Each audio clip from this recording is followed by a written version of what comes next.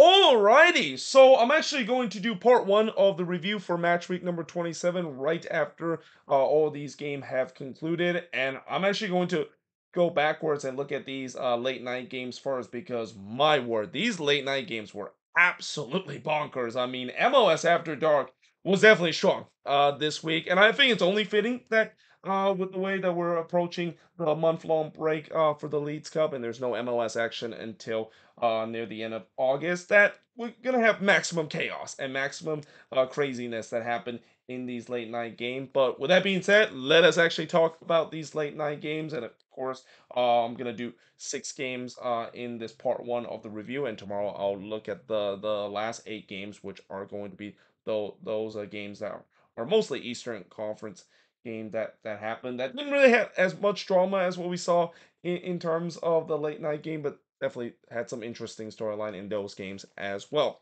But with that being said, let us begin with talk about the first game, which is Sporting KC versus St. Louis. And I gotta say, coming out of this game, you wouldn't have guessed it that both of these teams were really struggling in the league. I mean, the intensity that it was shown in this league, I mean, or in this game as well, you would have guessed that both of these teams were near the bottom of the standings, and I guess that's kind of what you usually see in a derby game like this, where both of these teams they're going to give it all. They're going to treat this like it's their version of MLS Cup.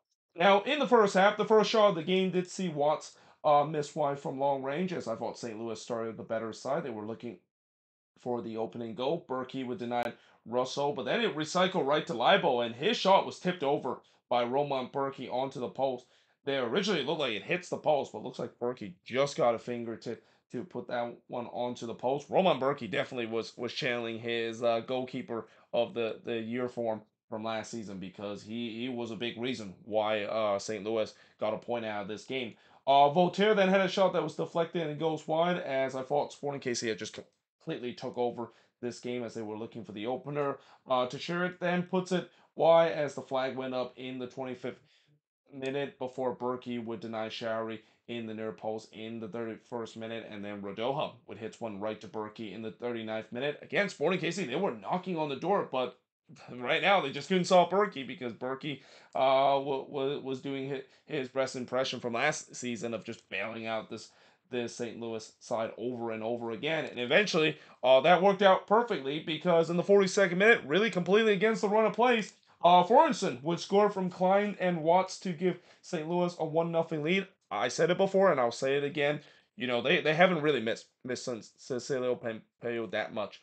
St. Louis. I mean, I know the Cecilio Pompeo injury is still going to be one that they hope that he's going to be back next year and back to good form. But they definitely have got a good cover in Forens, and ever since he stepped into this role, he has really made the same impact that Pompeo left on this team. And yeah, this goal again proves it again, and St. Louis got a big 1-0 lead, despite the fact that they were pretty much outplayed for most part of the first half. But we go to halftime with St. Louis leading 1-0. In the second half, Forensen looked to score another one, but this time he hits the side netting. St. Louis was on the front foot again. They were looking for more. Agata would then miss wide on a redirection there before Tommy had a shot that was deflected and goes wide. And then Tommy had another shot that was deflected and it goes wide through the traffic. Like, yeah, that was a really dangerous ball there, or a dangerous moment there for Sporting KC, where when you basically hits that one into the traffic, you're hoping that maybe it can take another deflection. I mean, I know it already took a deflection, but it looked like maybe that could have took another deflection. It would have gone in. But there was no doubt that Sporting was building momentum again. They were building the pressure. This is similar to what they did in the first half, but the question is, can they tie it? Well, Shawi tried to do so, but he hits it high from close before Leuven actually clipped the post on the free kick on a rare opportunity for St. Louis, and that moment actually come back to haunt St. Louis, because just 2 minutes later, the inability to extend the lead, Sporting KC finally were able to get the equalizer, and the pressure paid off. It's William Agata. He scored from Polito and Tommy to tie the game up at one apiece, and it was not great defending there from St. Louis whatsoever. I mean, they left Agata wide open there in the back post. Again, that's something that we have seen this season for St. Louis, where their defending has been poor this year, and it's shown in that play. The shots were now 19-8 in favor of Sporting KC, and you feel like not only they have the momentum, but now they're looking to trying to win this game. Leuven would then hits it off of its own teammate after Mealy actually decided to kind of play this one short and was hoping one of his teammate was gonna get there, and no one got there, and it basically goes straight to Leuven. Obviously, when you basically pass this one out, you can't touch it again if you're the goalkeeper. And yeah, that was almost a disastrous moment there for Sporting KC. Though I would say that that moment kind of sums up both team season. You know, from the near disaster that Melia has with the miscommunication at the back to just Leuven basically hits his own teammate despite the fact that he had an empty net. To shoot there, and I think that was kind of the moment that is closest to resemble why both of these teams are near the bottom of the Western Conference. We then had some coming together between both of these teams because why not? It is a derby after all. But yeah, in the end, it is a 1-1 draw in this one. The shots in this one 20 shots for the 10 that St. Louis had, 3 shots on goal for the 6 that Sporting KC had, 3 shots off target for the 2 that St. Louis had, 11 shots that was blocked for the 5 that St. Louis had, and possession wise, 60% possession compared to 40% possession that St. Louis has in this game. I believe there's going to be one more meeting between both of these teams because they already have 2 meetings at Children Mercy Park. The final meeting is going to be taking place at City Park. And even though I'm pretty sure both of those teams are going to be out of the playoff picture by the time they have their next meeting at City Park, I can't wait until both of these teams meet each other again because again, when both of these teams meet each other again, and this is kind of the feeling when you are having a season like both of these teams are having, where it's not a great season whatsoever. They have basically play way below their expectation and way below their par. That when you have a big game like that, you got to treat it like it's a playoff game and it's like an MLS Cup game, and there's a chance that we could potentially see who is going to win the series in this derby because the first 2 series and then a draw. We'll see whether or not if St. Louis can win the series, or maybe Sporting KC can go on the road and win the series out of that. There is no trophy that is given out of this series, but I feel like there should be because I've seen other rivalry where the trophy is being handed. I think this one deserve it too because it's been very entertaining, at least in the early stage of this rivalry. That to this day I still don't know what the name of this rivalry is. I mean, they never given the name of this rivalry. So at times I basically just say it's a no-name derby, or I would say it's a Midwest clash with the way that both of these teams are in the Midwest. But that being said, moving on in the next match. So from the Midwest Derby to a derby that I've said that it used to be called the Blues Not Derby, but I'm gonna call it the Dumpster Fire Derby because both of these teams are my team that I root for in MLS, and both of these teams are having a dumpster fire kind of season so far, and I think it's only fitting with the way that Minnesota eventually did end their winless run, but they definitely didn't do it in a convincing way. And again, I feel like coming out of this game, whoever wins this one, they're not going to do it in a convincing way whatsoever because both of these teams have really struggled in their recent some form. Well, at least for Minnesota, it's been since June. For the Quakes, it's pretty much the whole season. And I would say that this was actually one of the better games that the Quakes have played on the road this season. And yet, because this is the Quakes, they're not going to get win and are not being clinical in terms of the chances that they're given. Now, early on, I just want to say the Loons were wearing their Row Northern Lights kit while the Quakes were wearing their home black kit. That completely confused me because Minnesota has always wear their primary star kit that they usually wear, and the Quakes, of course, I would assume that they would wearing their 50th anniversary kit, and usually the home team gets the first say of which jersey that they of course wear. And knowing Minnesota has wear the black all the time, I was kind of surprised they decided to say that. Why not change it up and decided to wear the Northern Lights kit? And I have no, I definitely don't object that the fact that they decided to wear their Northern Lights kit because I feel like that jersey need to be wear more often, consider every single week. It feels like they're just wearing their black jersey, but it also doesn't help the fact that the Quakes were basically forced to wear their home black jersey, and that just kind of confused me because I'm just so used to seeing Minnesota wearing their black jersey at Allianz, and then I realized that the team that they're playing is wearing black, and yeah, you get what I'm trying to say here. But I thought Minnesota earlier had most of the possession as the Quakes were elected to sit back. The first shot of the game did see Ibose just puts it wide on an outstretched leg, and that is one he wants to have back because that was a big opportunity there. But also not surprising that he missed because Jeremy Ibose, one of the more snake bitten number 9 this season in the league. There was a shout for a penalty not given to the Quakes not long after, before Espinoza puts it wide from long range as the shots were 2-0 for the Quakes early on, but I thought they were the better team up to this point, and I thought Minnesota just looked flat on the attack. And also on the other end, they were committing way too many turnover on the other end, which again, that kind of sounds very very similar and kind of a summary of this winless run that they've been going through. In fact, 30 minutes into this game, Minnesota has still yet to register a shot in this game. That's probably the longest they have gone at home. Not register a shot this season and maybe in franchise history as well. Ibovasi then hits it wide from close range. Again, the Quakes are continue to get these grade A chances, but nothing really to show for, which kind of sounds like it's on point because again, when you have a team that hasn't won a lot of game and are low in confidence, you're not going to be able to show a lot of confidence in front of goal either.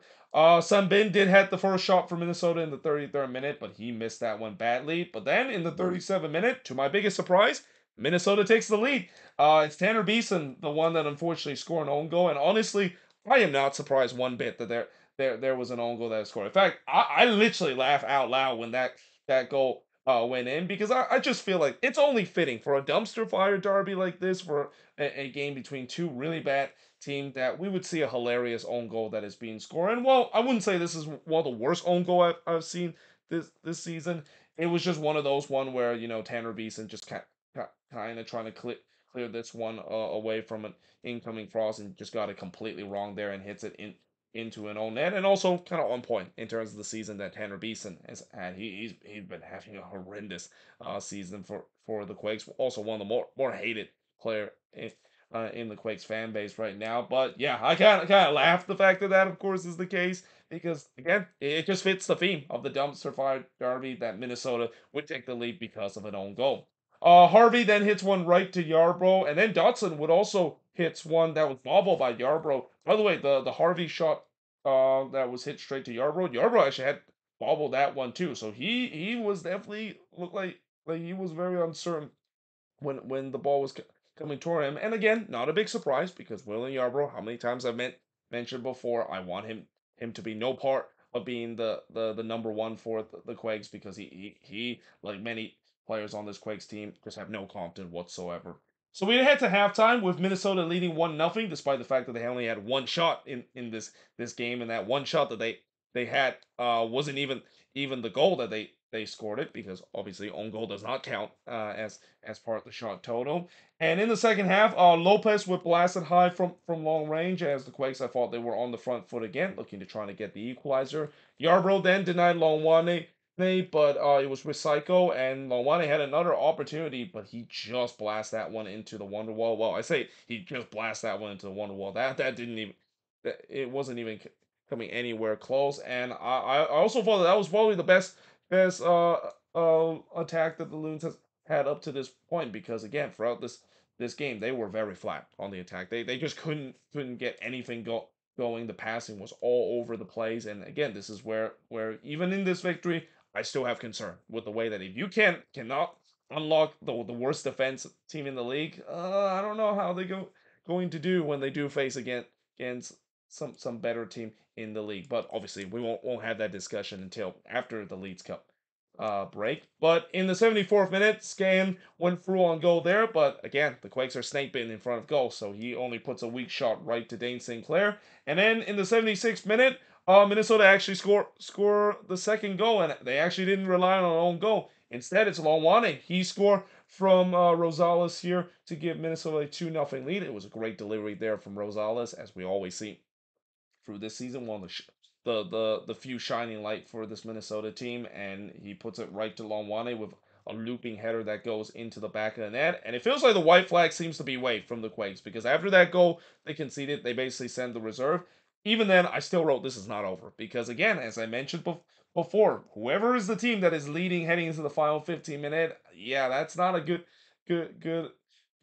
kind of thing you wanted to do. And I was worried that, yeah, even at 2-0, I was concerned that Minnesota is gonna do are they gonna try to do the same thing that they did against DC, somehow conceded 2 goals late to just completely fall apart. Well, the good news is it didn't happen this time. Though they did give up a chance from Usani Buda, who puts it wide on the header, and then he puts it high from long range, which kind of sums up the Quakes game and this season, as well as, yeah, in the end, Minnesota wins the dumpster fire derby. They end their winless run at 8 games with a 2-0 win against the Quakes. The shots in this one, 10 shots for both of these teams, 6 shots on goal for the one that the Quakes had. 2 shots off target for the 7 that the Quakes had. Both teams had 2 shots as block, and possession wise, 51% possession compared to 49% possession the Quakes has in this game. So at least for Minnesota, the winless run is over. They do finish the season, at least before the Leeds Cup break, on a high, and we'll see whether or not they can build that up now heading into the Leeds Cup. And the same goes for the Quakes as well. I mean, I know it's been a disastrous season, but I mentioned it before. These two teams, I'm pretty sure they're going to take the Leeds Cup seriously, knowing that well, I know Minnesota probably might be still in for a shout for the playoffs. The Quakes are not going to be anywhere close to that. So, when you have a new term like that, why not have it go? Because it's not like you have anything else to play for in league play. And I know even though they haven't been good whatsoever, especially in front of goal and also on the defensive front, it just feels like this competition could be a way where these players can feel like, well, it's a new it's almost like a new season. It's a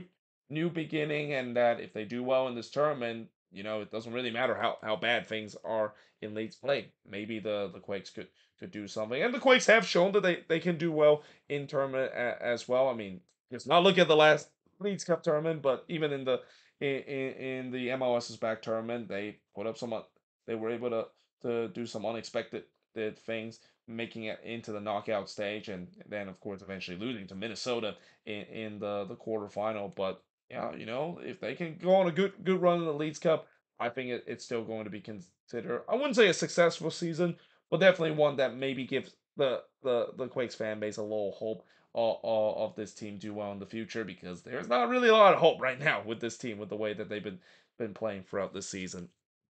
With that being said, moving on in the next one is Colorado versus RSL. So this is actually the last game that finished out of all these games, because there was a bit of a weather delay because of this game. But even with the long weather delay, it did not kill the mood of this game. And honestly, I know this is the final meeting between both of these teams, but please, please, I want to see this in the playoffs. I really want to see the Rocky Mountain Cup in the playoffs, with the way that these last two Rocky Mountain Cup has just been absolute bonkers. And while I don't think this was as bonkers as the 5-3 resort we had earlier this season, it still provides some late drama in this game that gives the Rapids their first Rocky Mountain Cup since 2020. Now, in the first half, Stefan denied Julio, who looked like he's still snake baiting right now because he's not allowed to score a goal. RSL was definitely on the front foot. They were looking to try to get the opening goal, and they do. As in the ninth minute, Andres Gomez would score here to give RSL a 1-0 lead, and it came off of a bad turnover from the Rapids. So yeah, you already know the spiel by now. Whenever you give up a bad turnover to the opposition, especially against a dangerous team, yeah, you're probably gonna go 1-0 down or concede a goal like what we've seen in this case. Navarro then had a shot that was deflected and goes wide before Luna missed it high from close range in the 16th minute, as I thought RSL continued to dominate the possession, and Colorado was pinned deep. Colorado definitely was not ready for this Rocky Mountain Cup. Luna then curls it wide from long range before Stefan denied Oviedo from long range. The shots were 5-1 for RSL to this point, and you just kind of thinking that, oh, this looks like it's one of those Rocky Mountain Cup where we've seen this before, where RSL, they have the better edge over Colorado in the Rocky Mountain Cup, and even then, even in some of these games at Dick's Sporting Good Park, they've been able to put a crooked number against the Rapids, and it feels like maybe this could be the case with them dominating this game. But as I said also before, how many times when you're dominating the game and you don't put away your chances or keep this at 1-0 for so long, yeah, you're letting the opposition a chance to to sucker punch you and tie the game up. And that's exactly what happened in the 35th minute, as Jonathan Lewis, again, I'll tell you what, ever since Jonathan Lewis scored that goal a couple of weeks ago, and a guy that just kind of reminds you that, yeah, he's still in the league and he's still with the Colorado Rapids, he has really revitalized his career. This is the best I've seen Lewis has looked probably since he arrived from the Rapids a couple of years ago. But he scored here from Bassett and Navarro to tie the game up at one apiece, completely against the run of play. And then just 3 minutes later, Sam Vines would score from Lewis and Bassett to give the lead for the Rapids. That came of a bad turnover from RSL. So now both teams committing bad turnover that led to a goal. But there was no doubt that Colorado completely turned this game on its head. It's like for the first 35 minutes or so, it was all RSL, and then in just a blink of an eye, RSL is trailing this game, and they don't know what hit them. And we do head to halftime with Colorado leading 2-1. And it's a good thing that the weather delay happened because, man, imagine if the weather delay didn't happen, the Rapids probably could have used that momentum heading into the second half. But, we had that long weather delay. The game didn't resume until 10:21 p.m. Um, Mountain Time, which is about 9:21 my time. So this game basically resumed right as these late West Coast game was about to finish. And again, that weather delay really helped RSL because they looked like they reset their mindset heading into the second half, and they would score to tie the game up in the 49th minute. And it's Andres Gomez. He scored from Julio to tie the game up at two apiece. So if you can't score goals, why not be on the assist chart? That seems like it's the Dante Van Zier kind of option that Anderson Julio looks like he's taking it. But yeah, that ties the game up at two apiece. And now they did trying to give the lead for RSL, but he puts it high from long range. And again, RSL, they look like the better team coming out of the break, and this is not a big surprise because whatever Pablo Mastrani have said to this team during the long weather delay, it has worked out. And again, this long weather delay absolutely killed the momentum that the Rapids had heading into the locker room.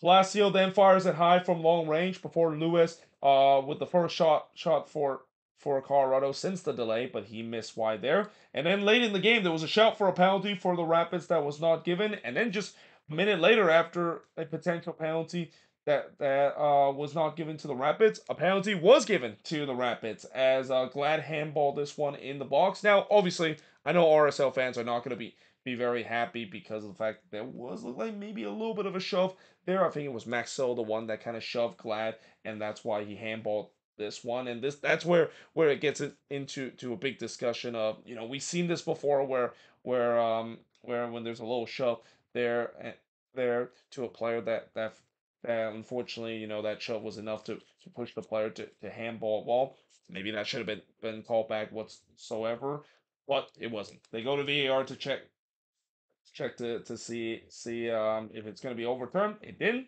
The penalty stands. So yeah, here comes Cole Bassett, the one that steps up to take the penalty. Obviously, there was a discussion: is it going to be Navarro? Is it going to be Bassett?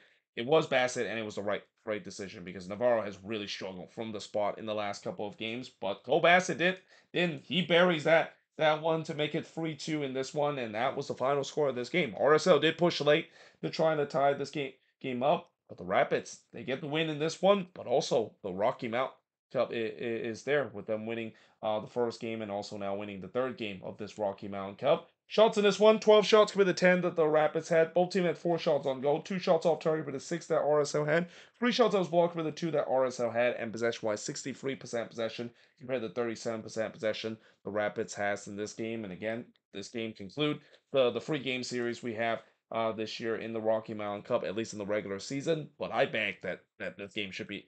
I want to see this in the playoffs because man, there's really not much to separate between both of these teams. And if both of these teams are going to meet in the playoffs, especially maybe in the best of 3 series, sign me up for that because I'm definitely going to be very intrigued to see how that's going to go. Though again, I would say that if you're an RSL fan, I don't think that is going to be something that you want to look forward to, especially with the way that RSL has that uh has that feeling that they could go deep into the playoffs with the roster that they had. That the last thing they want is to have their their Rocky Mountain neighbor knock them out of the playoffs and knock them out any chances of going deep into the playoffs. So yeah, I'm pretty sure RSL fans would not want to see Colorado in the playoffs, but Colorado fans might say otherwise. They want to see RSL sell in the playoffs because if there's one team that they seems to maybe be comfortable facing, maybe be RSL because they have their numbers this season. Well, at least in this game and in the first game. In the second game, they fell short because RSL just have enough firepower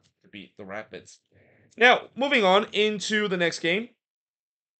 We got Seattle versus LAFC, and well, it's safe to say that LAFC is definitely back because after a bit of a downturn of form, it feels like LAFC is back in this game. And unfortunately for the Seattle Sounders, they're also kind of back, but in a bad way, where they look like they're back to where they were in the beginning of the season, where despite the fact that they dominate possession in this game, they just couldn't create a lot going forward in front of goal. Now, in the first half, there was a shout for a penalty early in this game for LAFC not given. For I thought Seattle had most of the possession. LAFC was elected to sit back and counter, and then a penalty was given to LAFC after Nuhu handballed this one as he stumbled there, and this was also part of just a chaos in the box where it looked like this ball was going to trickle in, and then Stefan Fry kind of saved this one off the line. But then as he did that, here comes Nuhu trying to clear that one off the line, and I think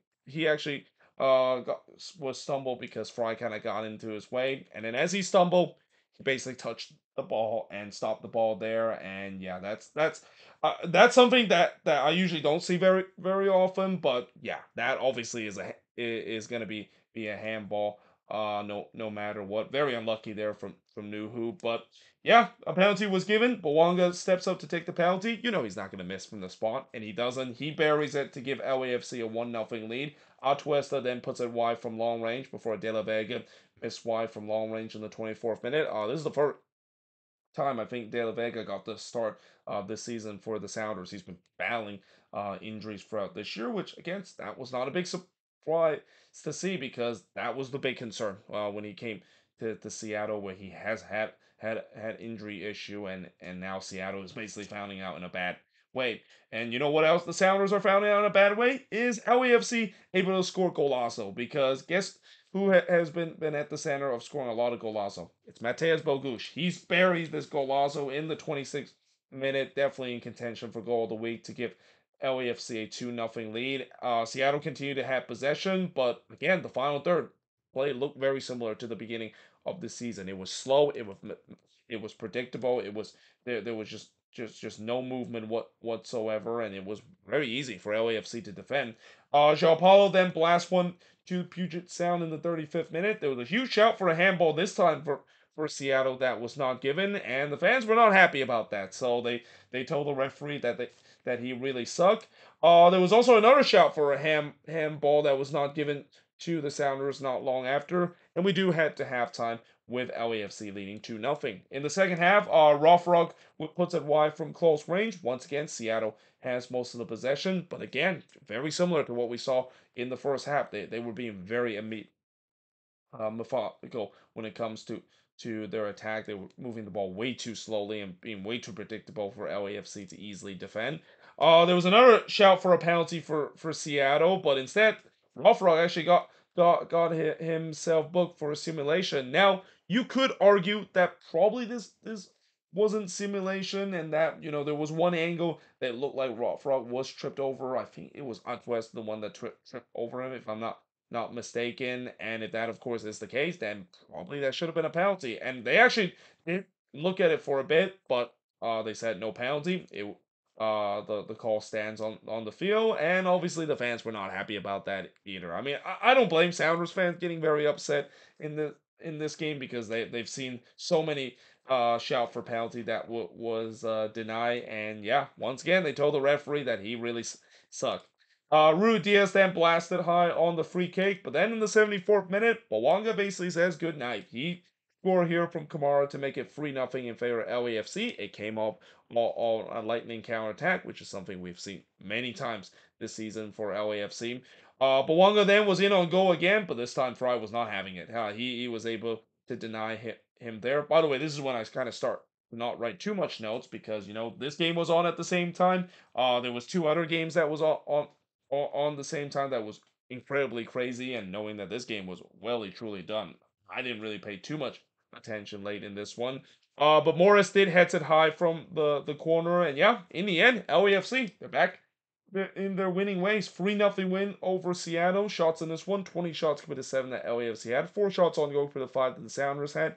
9 shots off target for the 2 that LAFC had. 7 shots that was blocked for the one that LAFC had, and possession-wise, 64% possession compared to 36% possession that LAFC has in this game. And while Seattle had more of the shots in this one, LAFC was just the more clinical side, and in some way, you could say that this was the perfect road game for LAFC. I mean, you knew that when they took that 2-0 lead and eventually made it 3-0, that they were just going to sit back and they're just going to force Seattle to break them down. And knowing that the Sounders, even though I know they have gotten a little bit better in the last couple of games in terms of breaking teams down, they look like they were back to their old ways in the beginning of the season, where it was just boring soccer that they were playing, just have no creativity whatsoever going forward in the final third. And that maybe is a low concern for Brian Schmetzer and his team, that they're revert back to their old way, especially with the way that if they are going to consider themselves to be an MLS Cup contender and a contender in the West, these are the games that they need to make a statement, and they definitely did not make a statement in this game against LAFC. With that being said, I am now going to switch boards and look at the last two games to finish up this review of the first part of the review for match week number 27, and looking at these bonkers game.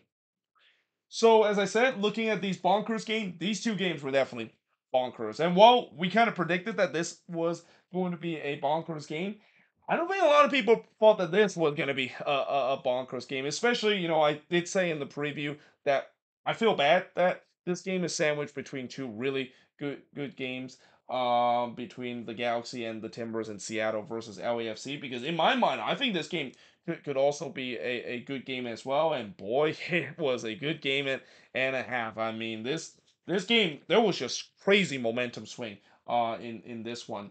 Now, in the first half, Whitewood puts it wide from close range before Berhalter hits it right to Clark, as I thought the Whitecaps were on the front foot early on. They were looking for the opening goal. Veselinovic then puts it high on the header before Dorsey would hit it right to Takoka in the 15th minute. And then slowly, the Dynamo looked like they had the momentum now, because they were starting to get a couple of good chances looking for the opening goal. And they got it in the 29th minute. It's Coco Carrasquilla. He scored from alley to give the Dynamo a 1-0 lead. Oh, it took a wicked deflection there. That, yeah, Takoga, he was completely flat-footed in that. Very unfortunate goal to concede for the Whitecaps. But Uvik did look to answer, but he missed wide there in the 31st minute. And then in the 36th minute, Griffin Dorsey was scored here to give the Dynamo a 2-0 lead. It was a great goal that he scored there, but yeah, not good enough closing down there from the Whitecaps. And we know Griffin Dorsey can hit it from long range too. So yeah, the Whitecaps, they definitely did not did their homework in terms of realizing that. And that, yeah, that while it was a great goal, it wasn't great defending there from the Whitecaps to close down that space. And to make matters worse, goal had to be subbed off after that goal, of course, was scored with an injury. And yeah, it just goes bad from worse for the Whitecaps, because now you lost your main number 10, and the guy that provide the attack for this team. Although at least for the rest of the game, it didn't really hurt this team that much, despite the fact that they lost their heart and soul kind of player, and they hope that it's not a serious injury, because losing Ryan Gaul, that is a huge loss for this Vancouver Whitecaps team. Pico did look to answer, but he was denied by Clark before Vite would put it wide on the free kick. But we do head to halftime with the Dynamo leading 2-0. That lead quickly cut within half in the second half. In fact, in the second half, that 2-0 lead lasted more than less than 10 minutes, because it started in the 48th minute when Fafa Pico, who just cannot stop scoring right now, he scored from Raposo to give one back for the Whitecaps. By the way, Raposo, of course, coming on for Ryan Goal. And again, he didn't look like they missed him that much, because Raposo had a really good game in this one. But also just poor defending there from the Dynamo. I mean, Pico had a wide open header from the back post. There was just no defending whatsoever there in the back post. Won't be the only time we'll see that would be the case in this game. Before Raposo would miss wide from close range, and now all of a sudden the momentum was with the Whitecaps. They looked like they were going to get the equalizer, and they do get it in the 54th minute. It's Veselinovic. He scored from Pico to tie the game up at 2 apiece. Again, just non-existing defending there from the Dynamo. I mean, Ben Olsen must be pulling his hair out after seeing this go, with the way that that Dynamo team just letting Veselinovic being wide open there in the box and having a free header like that.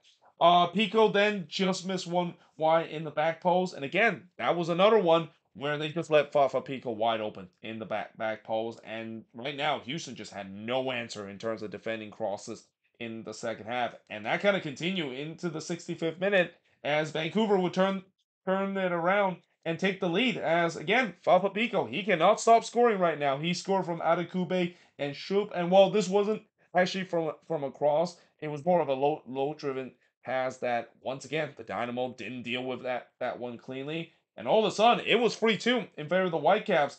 And then it looked like there was going to be a penalty that was given to the Whitecaps. But then they go to VAR to see whether that's the case. But the VAR says that there was no penalty as Mikel did not foul Pico in the box. Now that was a debatable call. You could definitely argue that foul for Pico probably was brought down, especially with the way that it definitely looked like Mikel stepped on the knee of Pico and didn't get the ball there. Either way, no penalty was given, and not only the fact that Houston got a lifeline because of that call, because of the way that this second half just completely unraveled them. Little do we know that they didn't just get a lifeline. That was a ticket back into this game because just 30 seconds after that VAR decision or controversial VAR decision, if you're in a Whitecaps perspective, Houston would tie the game up. It's Brad Smith scoring from Farah to tie the game up at 3 apiece. What a goal this was from Brad Smith. A guy that doesn't score a lot of goals. I mean, that was an absolute banger that he scored there, and that was the worst nightmare for any Whitecaps fan of thinking that they probably got robbed of not getting a penalty. And then to put a double whammy, they conceded right after when that moment happened. Kowisic then puts it wide from close range. The momentum now was back with Houston. Again, the momentum in this game, it was swinging left and right throughout this one, and now they were pressing to try to retake the lead, and they get it in the 87th minute as Griffin Dorsey will score another great goal here.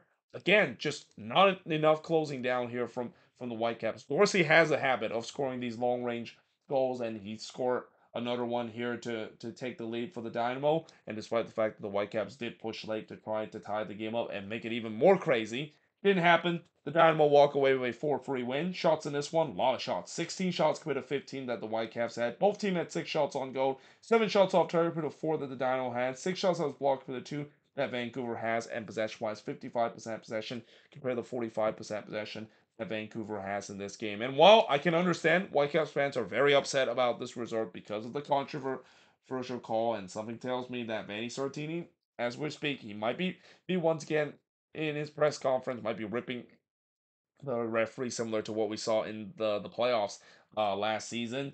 Yeah, you just simply cannot go down to no, nothing and try and hope that you can always win every single time. I mean, I know the Whitecaps have done it before, but that's not an ideal way to do. And then just kind of self destruct after that moment. I mean, I know maybe a call can go against you, but you got to show your mental fortitude. And they show that, at least coming back from 2-0 down, and it's kind of weird that they didn't quite do so after that VAR call that kind of went against them. But for the Dynamo, I mean, it was not a pretty win whatsoever. And again, in the second half, that is going to be something that Ben Olsen will not be happy about his team to completely unravel. But one thing he'll be happy is that they also show some strong fortitude, which again, that's kind of also sums up the season for the Dynamo. They have shown a lot of good resilience throughout this year, and this is another example of it.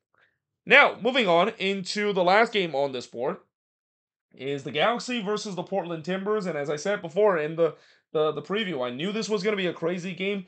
I was very surprised that, the commentator in this game, Keith Costigan and Marisa Du, were kind of surprised the fact that this was an entertaining game. Like, did they not do their homework in terms of seeing how both of these teams are very good this season on the attack, and seems like throughout most of the season, both of these teams can defend. So when you have that happen, I mean, you knew that this was gonna be a track meet, and you knew that this was gonna be a game that's gonna feature a lot of goals.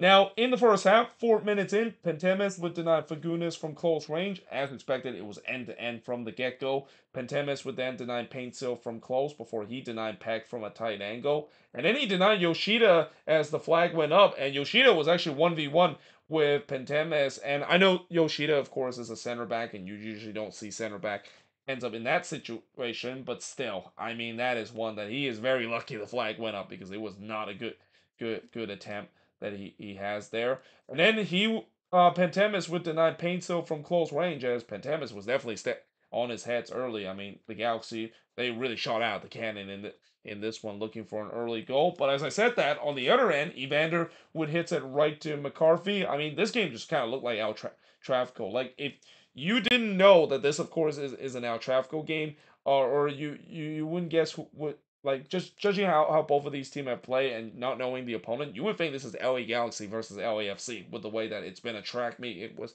up and down throughout the first 12 minutes. Now things did eventually calm down a little bit. Pantemis though did did not. He denied Peck from long range, and really Pantemis is the only reason why this is 0-0, because what, one, two, three, four. Well, actually, this one didn't count because it's offside. Five, six. He's already made six save in just the first 22 minutes of this game.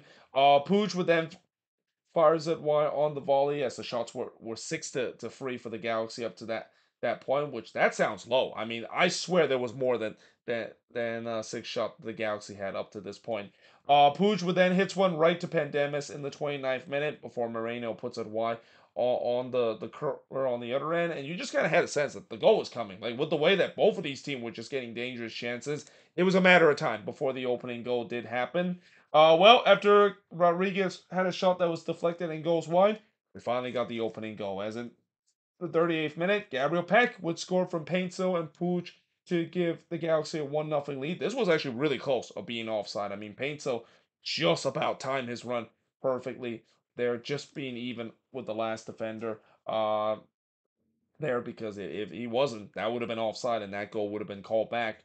Pooch then puts it over from close range before on the other end, Evander would puts it wide after just a bad turnover from the Galaxy in this one. I mean, turnover was also a big problem for both of these teams as well, but you kind of knew that that was the case because you knew coming into this game no defense is going to be played in whatsoever. Defense was going to just be put aside in this one, and that seems that was the case as we head into the second half with the Galaxy leading 1-0, because that's in the second half. Well, we definitely see some good goalkeeping play in the first half. You can't say the same about the second half because this is when the goal really started to roll. In the 48th minute, Puig would score from Painso and Fagundes. It was a great goal there from Ricky Puig, but again, just bad closing down there from the Timbers. You cannot allow Ricky Puig to shoot from top of the arc. He is lethal from that range. Rodriguez then looked to answer, but he puts that one high. But then a minute later, he would answer as he scored from Evander and Marino to make it 2-1 in this game. And this is why I wrote, here we go. This is where it could get wild and the goal is going to start pouring. And it did, because just 4 minutes after I wrote that, because I wrote that in the 54th minute, Painto will restore the 2-goal lead for the Galaxy. He scored for Fagundes and Nelson to make it 3-1 in this one. Evander did look to answer, but he puts this one wide. But Moreno would answer in the 75th minute as he scored from Bravo to make it 3-2 in this one. But then, just as I wrote that on the board, Painto looked like he made it 4-2 in this game.